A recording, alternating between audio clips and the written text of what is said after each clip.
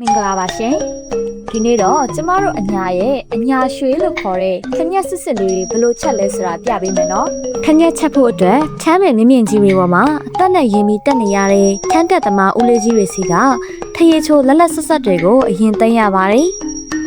ထမ်းပင်ကရတဲ့တက်ဆင်ထားတဲ့ထရေချိုတွေကိုဒဲအိုးထဲထည့်ပြီးမီးပြင်းပြင်းနဲ့ကြိုရပါတယ်ရှင်တနားခတ်စုပွားအောင်ကြိုရတယ်လို့တမသွားအောင်လဲမနားနဲ့မှွေပေးဖို့လိုအပ်ပါတယ်နော်အရေးပြစ်ပြီးခညက်သားတက်လာပြီဆိုရင်တော့မိဘဘော်ကချလို့ရပါပြီ။ပြီးရင်တော့မိမိနှစ်တက်တဲ့အတုံးလေးတွေတုံးပြီးအချောက်ခံလိုက်ရင်ခညက်ခဲလေးတွေရပါပြီရှင်။တချို့ကလည်းအုံးဒီမှန်နေပဲဒါမှမဟုတ်ဇီးမောင်လေးတွေထည့်ပြီးအရသာစုံအောင်လုပ်တတ်ကြသေးတယ်ရှင်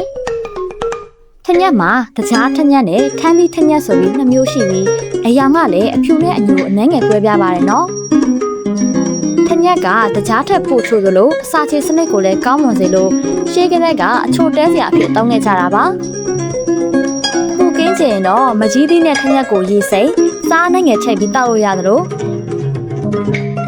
အေးမီနာစီးနေနဲ့ဂျင်းနဲ့ထညက်ကိုရောပြုတ်တောက်လိုက်ရင်ယူပြစ်သလိုပျောက်ကင်းစေမှာပါရှင်။ထညက်စားရင်အသေးနဲ့ဦးထဲမှာရှိတဲ့အစိတ်တောက်တွေကိုလည်းပြည့်စေနိုင်လို့လူကြီးလူငယ်မျိုးအထူးနှစ်သက်ကြတာပေါ့။ပြည်တွင်းမှာတွေမကပြည်ပကပါကြိုက်နှစ်သက်ကြတယ်။အညာရွှေထညက်စစ်စစ်လေးတွေအစင်းမင်းဖြစ်ပါပြီရှင်။ကဲအားလုံးပဲစားကြပါဦး။နောက်ဗလော့မှာပြန်တွေ့မယ်နော်။တတား